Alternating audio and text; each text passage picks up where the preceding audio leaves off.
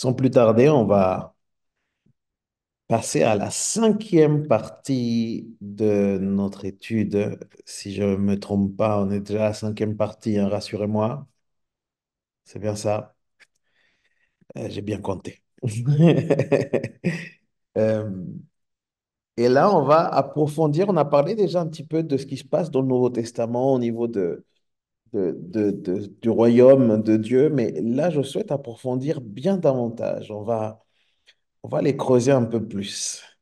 Et en fait, on va même approcher une grande partie. On a déjà fait une grande partie qui appartenait particulièrement à l'Ancien Testament, mais là, on va entamer une nouvelle grande partie qui concerne particulièrement le Nouveau Testament. En fait, on a survolé la fois dernière, mais là, à partir de maintenant, les trois prochaines parties d'études vont être ça. On va être sur le Nouveau Testament.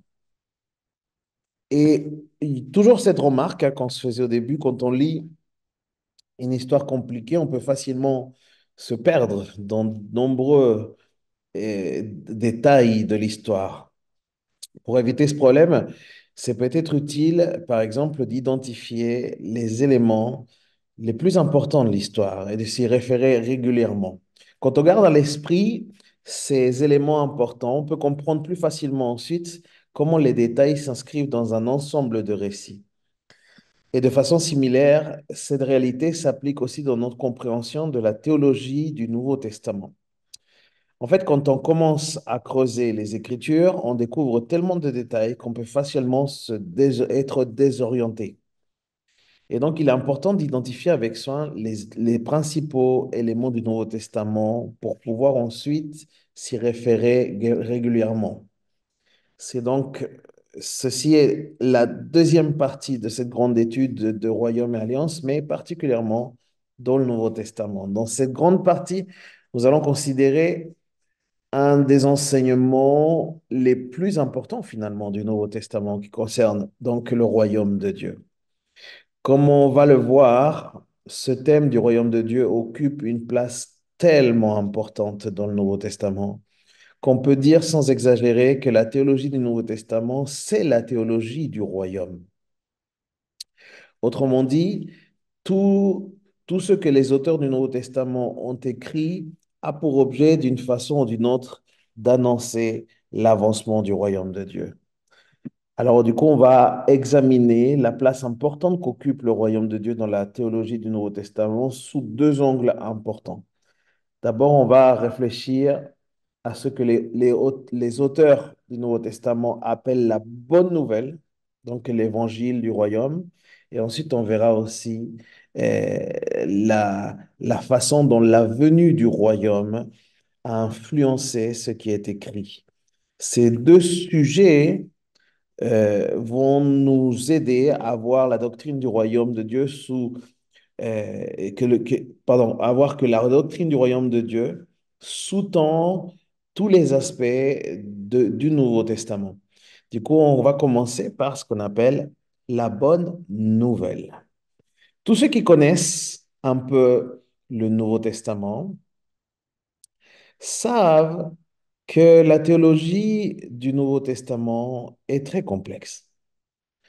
S'il y a un seul enseignement du Nouveau Testament que tout le monde devrait essayer de comprendre du coup et d'appliquer, c'est l'Évangile. En fait, la plupart d'entre nous serions d'accord pour dire que si on ne comprend pas la bonne nouvelle de Christ, alors on va avoir beaucoup de mal à comprendre n'importe quelle autre façon de la théologie, euh, n'importe quelle autre facette, pardon, de la théologie du Nouveau Testament. Cette réalité soulève une question importante. Pourquoi l'Évangile? Que signifie bonne nouvelle? Est-il si incontournable que ça dans la théologie du Nouveau Testament? Pourquoi est-il manifestement tellement plus que juste un enseignement parmi tous les autres du Nouveau Testament? Et comme on va le voir, l'Évangile a une place centrale dans la théologie du Nouveau Testament en raison du lien entre l'Évangile et la doctrine plus générale du royaume de Dieu. Et cette bonne nouvelle qui concerne le royaume de Dieu conditionne toutes les dimensions de la théologie du Nouveau Testament. Alors voilà ce qu'on va faire. On va considérer la bonne nouvelle. C'est ça qu'on va faire particulièrement ce soir. L'introduction a été plus large pour ce qu'on va voir la semaine d'après, quoi, au retour des vacances, mais ce soir, on va considérer le royaume de Dieu en trois étapes. D'abord, on va évoquer le sens de cette bonne nouvelle. Ensuite, en deuxième étape, on va réfléchir sur le royaume, sur ce que le royaume de Dieu représente fondamentalement. Et enfin, nous retracerons l'importance progressive de ce thème dans l'histoire biblique du Nouveau Testament. Du coup, si vous le voulez bien, on va commencer par le sens de la bonne nouvelle du royaume de Dieu. Je vais commencer par une citation. Le docteur Richard Lintz va dire quelque chose de très intéressant concernant l'évangile. Il va dire, l'évangile du royaume est une expression qu'on utilise pour parler de la bonne nouvelle qui nous est annoncée en ce qui concerne le roi, le Seigneur. Notamment quand on réfléchit à ce que le Nouveau Testament affirme sur Jésus. C'est l'annonce de la venue du roi. Mais non seulement le roi est venu, mais en plus sa seigneurie ou sa royauté a été établie sur la base de sa mort et de sa résurrection qui atteste sa royauté. Et donc, dans un certain sens, la bonne nouvelle, c'est l'annonce de quelque chose qui s'est déjà produit. C'est quelque chose qui a des implications pour notre vie. Mais la bonne nouvelle, c'est que Jésus est venu, il a vaincu la mort, quelque peu mystérieusement en mourant lui-même. Dans un certain sens, donc, Dieu nous annonce cette bonne nouvelle qui concerne quelque chose qui a déjà eu lieu. Mais il y a des promesses qui doivent encore s'accomplir. Et cette bonne nouvelle a aussi des implications pour l'éternité. Si on commence déjà avec un premier texte qui va être intéressant, on va le lire très brièvement, chapitre 4, verset 43 de Luc. Luc, chapitre 4, verset 43, Jésus résume l'objet de son ministère de la façon suivante. Luc 4, verset 43 dit, il faut que j'annonce la bonne nouvelle du royaume de Dieu. C'est ça qu'il va dire, grosso modo. Et bien que ces mots bonne nouvelle n'apparaissent qu'une fois et qu'une seule fois dans Luc, chapitre 4, verset 43, le concept de la bonne nouvelle est sous-entendu deux fois déjà dans ce verset. L'expression bonne nouvelle vient du mot euangelion, le mot grec, qui apparaît 76 fois dans le Nouveau Testament. Et d'après l'étymologie de ce mot euangelion, eh bien, ce mot veut dire quelque chose comme une bonne annonce ou un bon message. C'est ça la bonne nouvelle, une bonne annonce, un bon message. Mais remarquez aussi que dans ce verset, Jésus dit, il faut que j'annonce la bonne nouvelle. Le verbe grec qui est employé ici, lorsqu'il dit, il faut que j'annonce, le mot annonce, le verbe est euangelizo. Et ce verbe vient de la même famille que euangelion, qui signifie proclamer, annoncer la bonne nouvelle. Et ça apparaît 54 fois dans le Nouveau Testament. Et le fait que ces termes soient si fréquemment utilisés, c'est un signe de l'importance du concept pour les auteurs du Nouveau Testament. Pour eux, c'était important de pouvoir partager cela.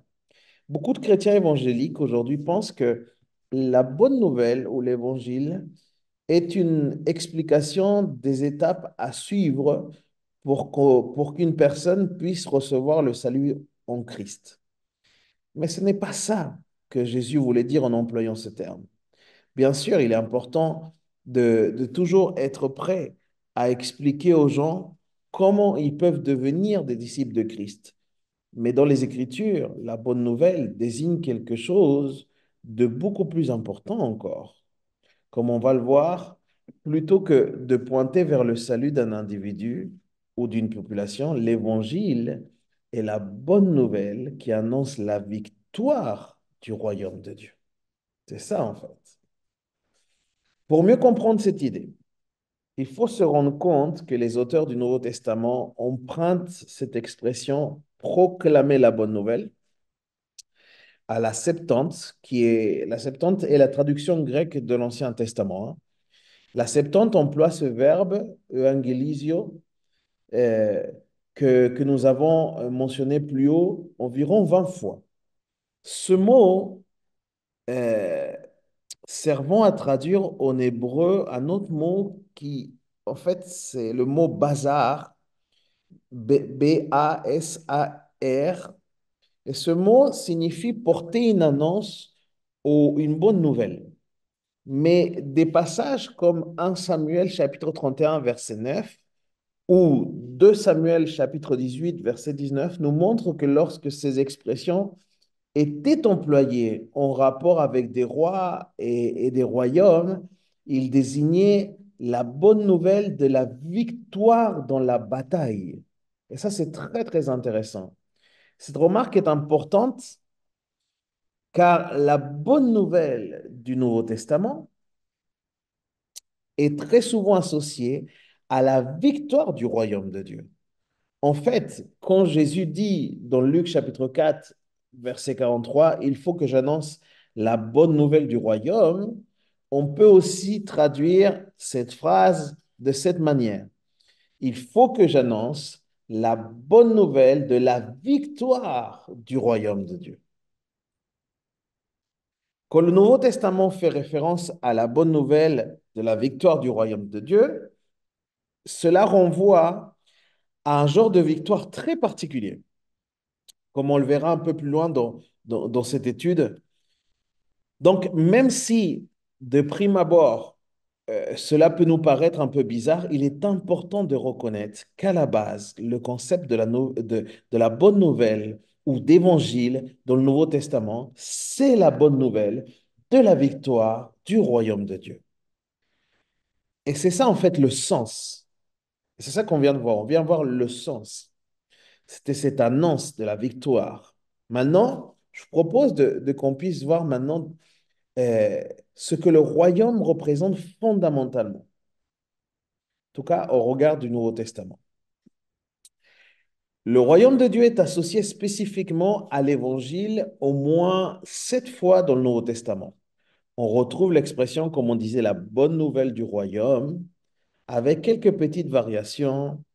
Et ça, on va le retrouver dans plusieurs endroits dans la Bible, hein. Il suffit que vous puissiez prendre une concordance, par exemple, mais on va retrouver cette expression dans Matthieu 4, 23, dans Matthieu 9, 35, dans Matthieu 24, verset 14, mais aussi dans Luc 4, 43, dans Luc 8, verset 1, dans Luc 16, verset 16, et aussi dans Acte 8, verset 12.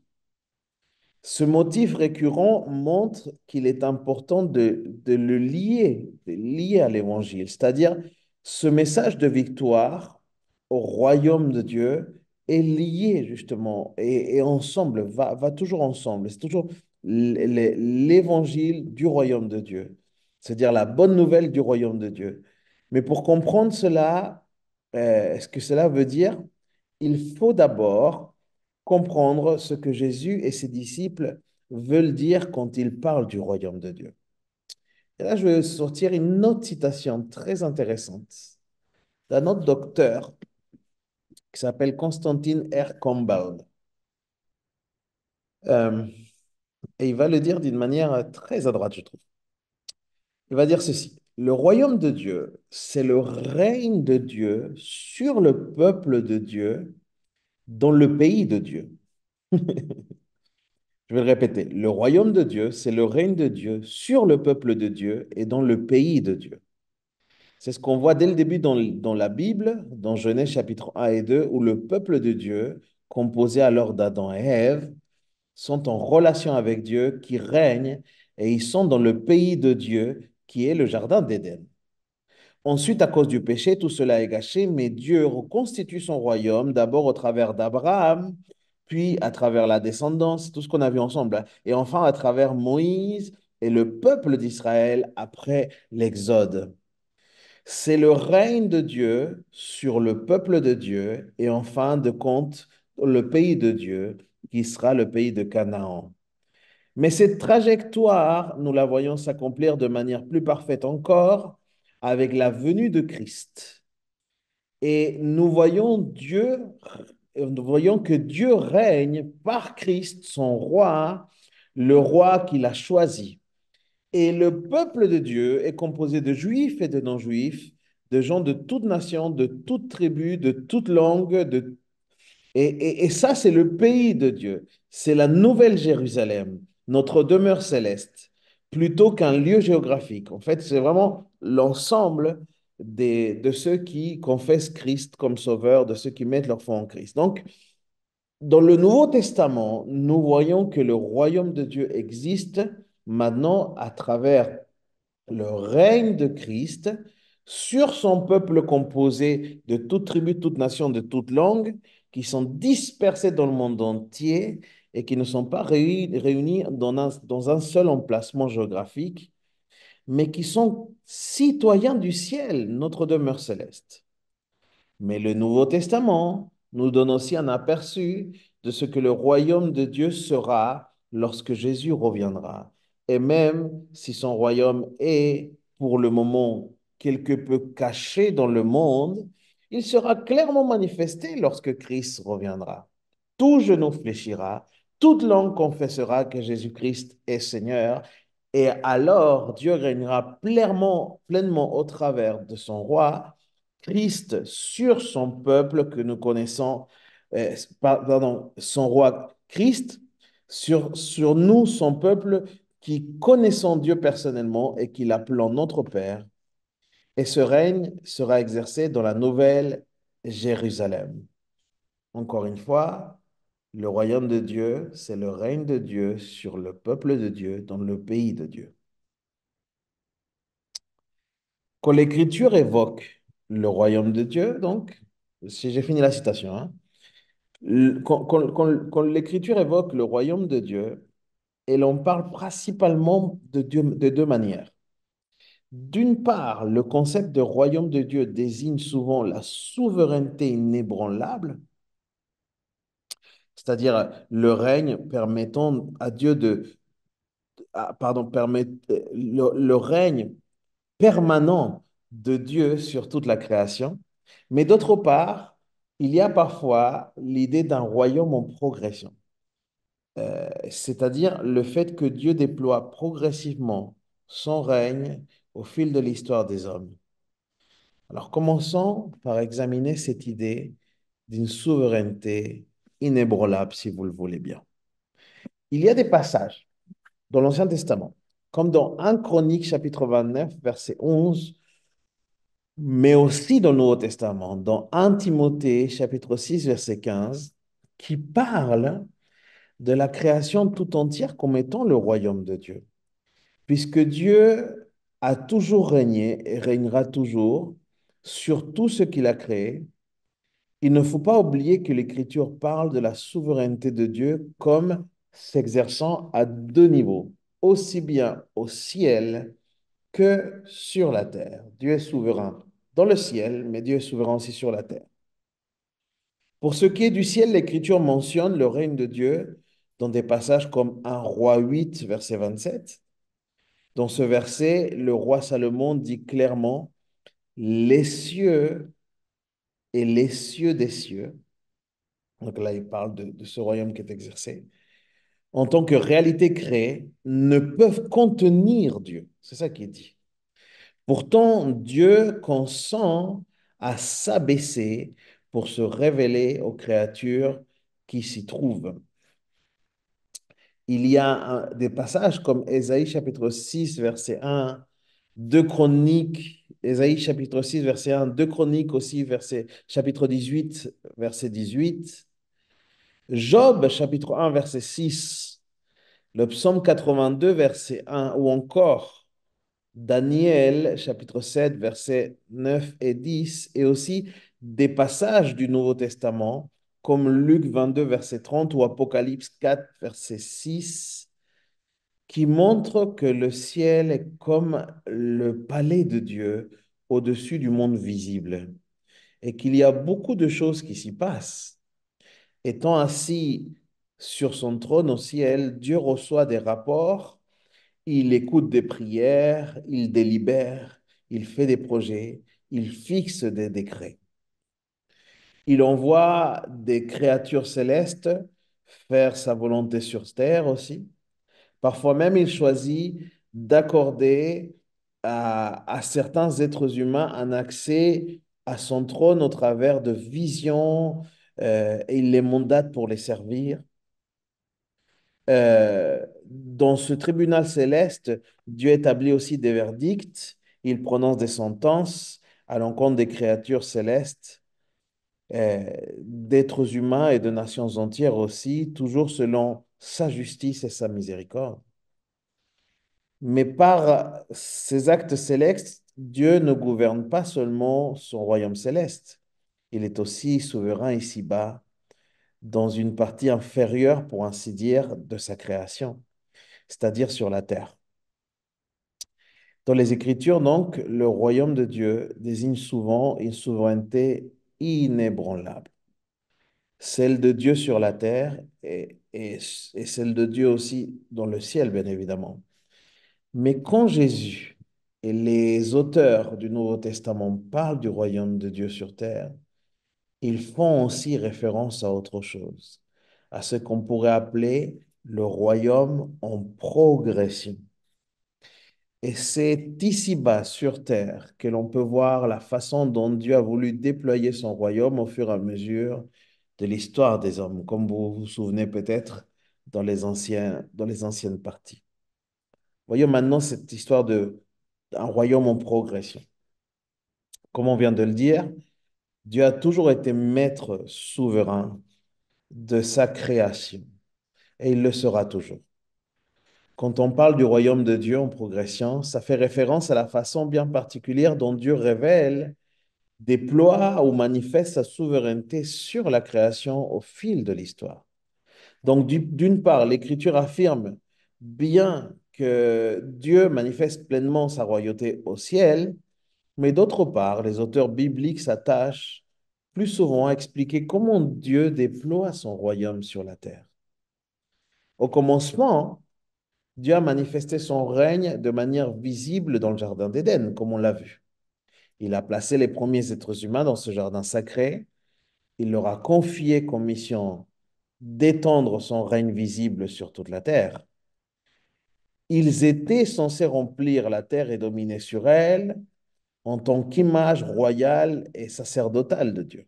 Mais Adam et Ève ont suivi Satan dans la tromperie, ce qui a provoqué une vraie crise dans le royaume de Dieu, qui a maudit finalement, Dieu, pardon, a maudit finalement sa création. Il a rendu la tâche des humains beaucoup plus difficile. Il a partagé l'humanité en deux en deux factions rivales finalement. D'un côté, il y a ceux qui servent Dieu et de l'autre, il y a ceux qui continuent à se servir eux-mêmes ou à suivre Satan dans sa rébellion contre Dieu. Dans cette rivalité, c'est une rivalité qui a existé sous nombreuses formes au fil de l'histoire et ça a suscité bien de difficultés pour le royaume de Dieu. Mais à des maintes reprises, l'Écriture affirme qu'à la fin, et c'est ce qu'on voyait ce dimanche au culte, hein, à la fin, Dieu triomphera de tous ceux qui s'opposent à lui. L'image de Dieu finira par remplir la terre et dominer sur elle, et les merveilles du royaume de Dieu seront évidentes partout. Ce jour-là, la victoire de Dieu sur toute rébellion sera tellement grande et manifeste que toute créature reconnaîtra Jésus comme roi de la création. C'est ce que décrit l'apôtre Paul dans Philippiens, on va lire ça. Philippiens 2, versets 10 et 11, quand il dit que Jésus a été élevé. Et il dit que Jésus est élevé afin qu'au nom de Jésus, tout genou fléchisse dans le ciel et sur la terre et sous la terre, et que toute langue confesse que Jésus-Christ est Seigneur à la gloire de Dieu le Père. Cette vision de l'apôtre Paul, cette vision glorieuse de la fin de l'histoire, c'est cette vision que Jésus et ses disciples ont annoncée en étant la bonne nouvelle du royaume de Dieu. Nous avons donc pu voir le sens fondamental de la bonne nouvelle du royaume en considérant à la fois ce qui signifiait la bonne nouvelle et ce qui signifie aussi le royaume de Dieu. Maintenant, je voudrais qu'on puisse voir quelle est l'importance progressive de ce concept au fil de l'histoire. La bonne nouvelle de la victoire du royaume de Dieu est tellement tissée dans la trame de la théologie du Nouveau Testament qu'elle apparaît partout dans le Nouveau Testament. C'est ce qui, en fait, que ce soit explicitement ou implicitement, lorsque le Nouveau Testament a été écrit, l'attente, et là c'est très intéressant, l'attente de la victoire du royaume de Dieu avait atteint de telles proportions qu'elle a imprégné tous les aspects de la théologie du Nouveau Testament. Il y aurait bien des façons différentes de retracer l'importance progressive du royaume de Dieu dans la théologie du Nouveau Testament, mais pour ce qui est de cette étude, nous allons simplement considérer deux points. D'abord, nous allons voir les échecs d'Israël qui ont précédé l'époque du Nouveau Testament, et ensuite, nous examinerons les attentes d'Israël par rapport au royaume avant la venue de Christ. Et vous allez voir, ça a son importance.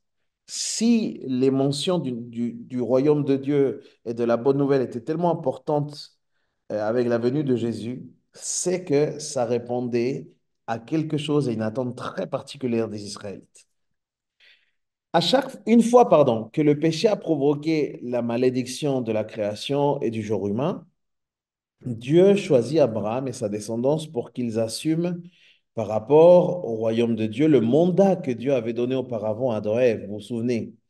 Dieu promet de multiplier donc la famille d'Abraham et il donne la terre promise à la descendance d'Abraham comme emplacement à partir duquel la bénédiction de Dieu doit s'étendre dans le monde entier. À l'époque de Moïse et de Josué, Dieu fait progresser les privilèges et les responsabilités des Israélites en leur accordant des victoires sur les Cananéens, sur les esprits sataniques que les Cananéens servaient. Plus tard, le roi David, le roi Salomon et plusieurs rois d'Israël, de Juda, obtiennent des succès importants et étendent le royaume de Dieu à d'autres nations. En fait, à l'apogée du règne de Salomon, Israël était l'un des empires les plus glorieux que le monde ait connu. Malgré ses privilèges, la descendance d'Abraham, à chaque génération, s'est montrée infidèle à Dieu, d'une manière ou d'une autre. Mais Dieu, quant à lui, s'est montré patient. Il a permis aux Israélites d'avancer malgré leurs péchés. Malheureusement, une fois que le peuple de Dieu est devenu son propre royaume, avec une dynastie royale et un temple dans la capitale, les échecs d'Israélites sont devenus tellement fréquents que Dieu s'est retourné contre son peuple, son propre peuple, pour le juger. Il a envoyé donc les puissances assyriennes, babyloniennes contre Israël pour lui faire la guerre. Israël a connu de sévères défaites, si bien que la maison de David a été détruite, le temple a été dévasté, Jérusalem a été détruite et la plupart des Israélites ont été déportés en exil. La terre promise est tombée en ruine. À la fin de l'Ancien Testament, les avancées du royaume de Dieu semblent avoir été complètement euh, dévastées. Lorsqu'arrive du coup l'époque du Nouveau Testament, le royaume de Dieu en Israël souffre sous la tyrannie des nations païennes de leur Dieu satanique depuis plus de 500 ans. C'est la période intertestamentaire qu'on appelle, qui est environ 400-500 ans. C'est la fin de l'Ancien Testament et le Nouveau Testament, où il y a un silence là.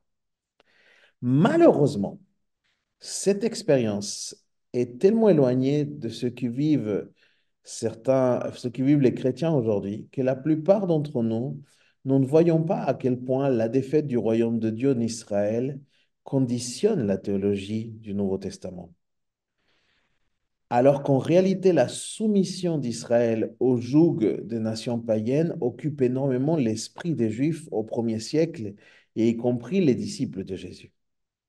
Les Juifs du premier siècle se demandent si l'exil représente la fin du royaume visible de Dieu.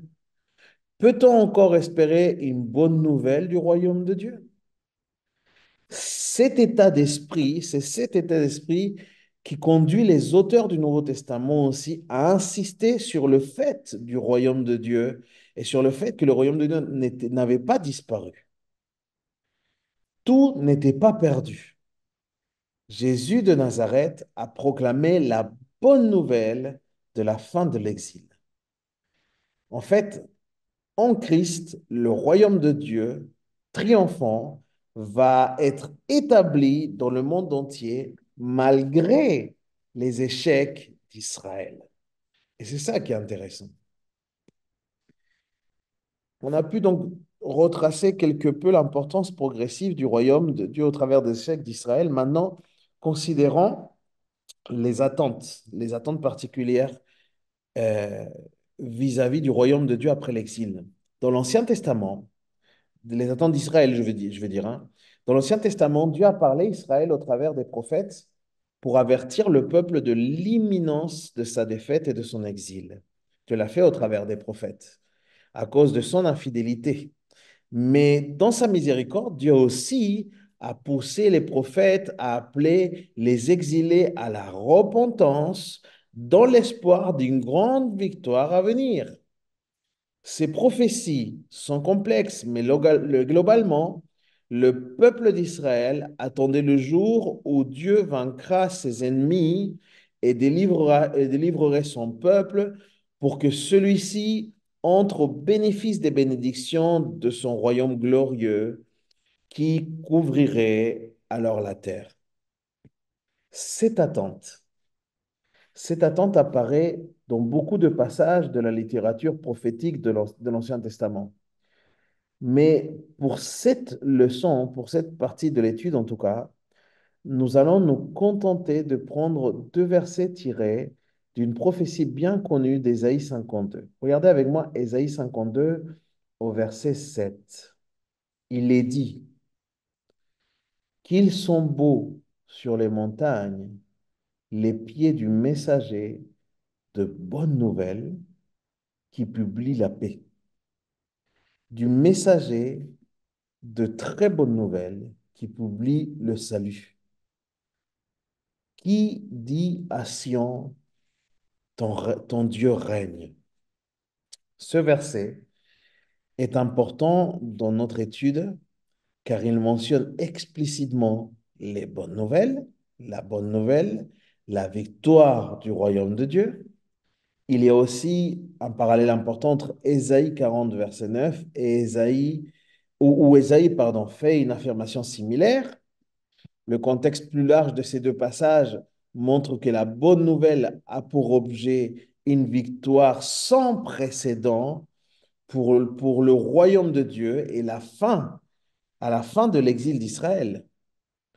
Ce type de prédiction pleine d'espoir imprègne la théologie de la grande majorité des Juifs au premier siècle.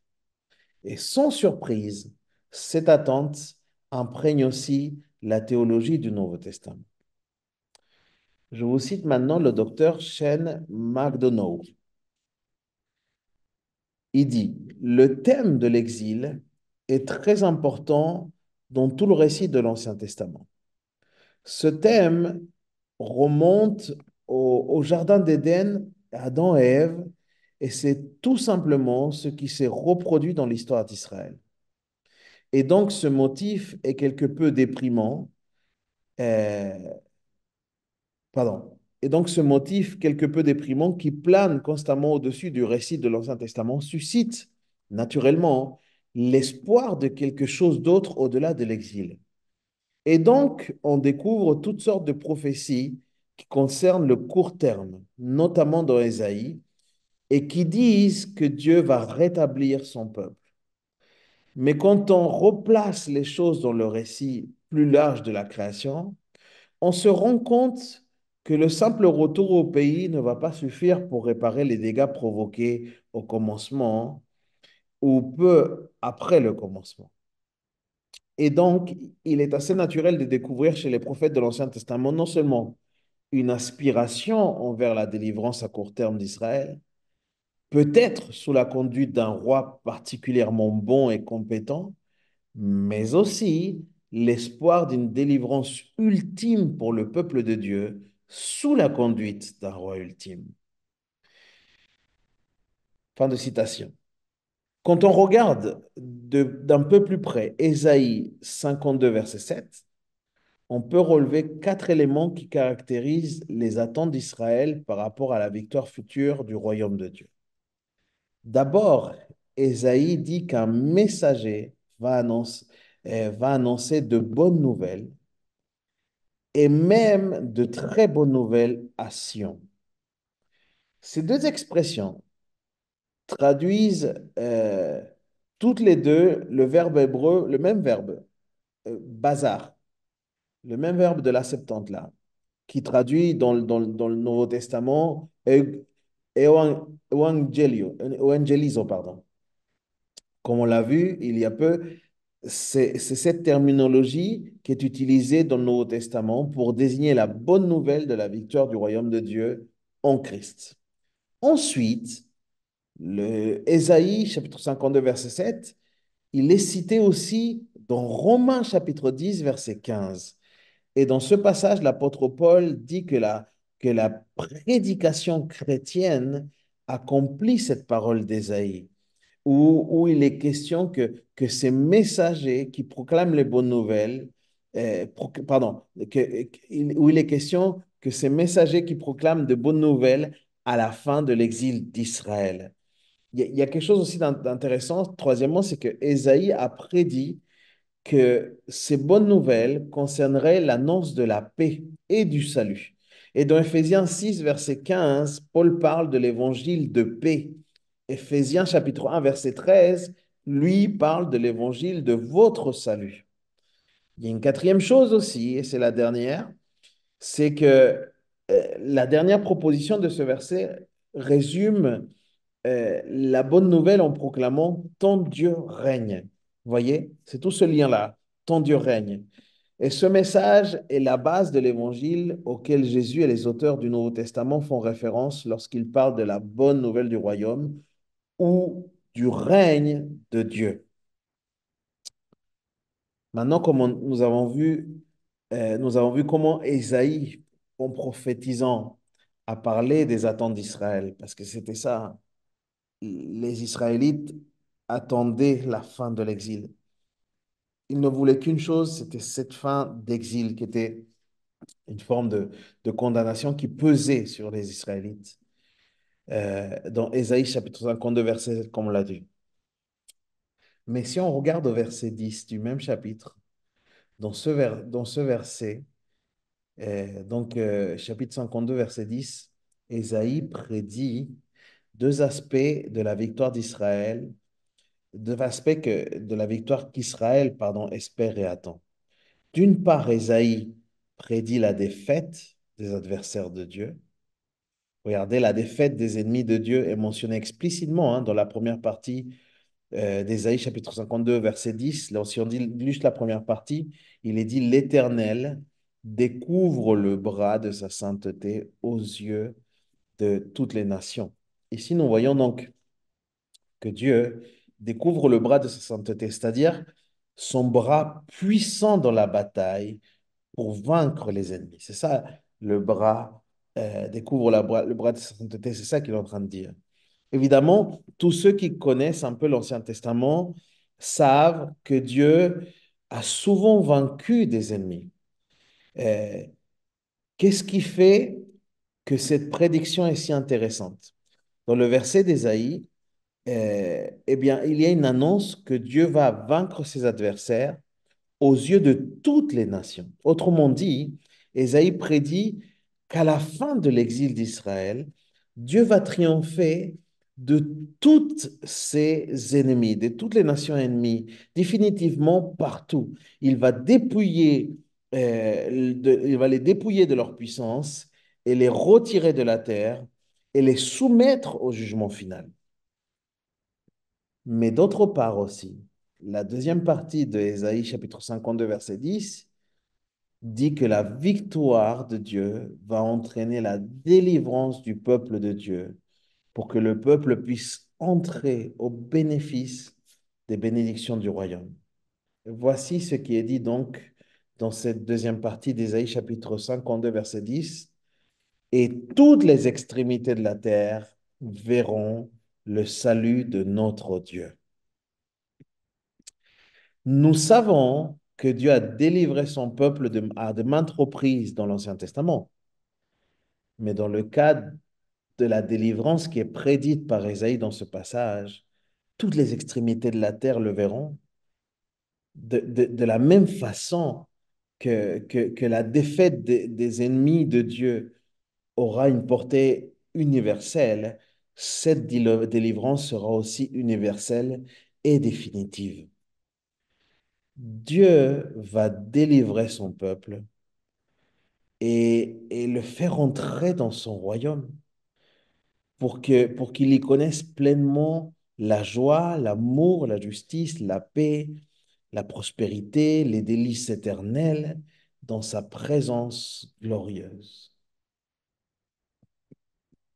On va essayer de revenir prochainement, du coup, début janvier, sur deux aspects de la victoire de Dieu un peu plus loin, mais comme le montre le titre de ces versets d'Ésaïe, la venue du royaume de Dieu est annoncée d'avance tout au long de l'Ancien Testament. Malheureusement, depuis plus de 2000 ans, et je finis avec ça, la, la théologie chrétienne traditionnelle a occulté quelque peu l'importance du royaume dans le Nouveau Testament. À différentes époques de l'histoire de l'Église, les chrétiens ont insisté, avec raison, sur différents points de théologie en fonction des problématiques de leur temps.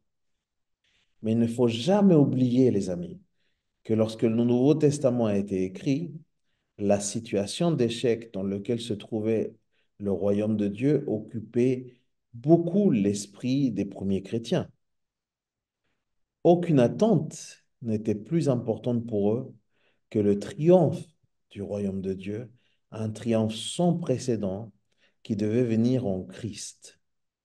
C'est pour cette raison que la théologie du Nouveau Testament s'inscrit dans le schéma de cette bonne nouvelle du royaume de Dieu. Et je vais m'arrêter là.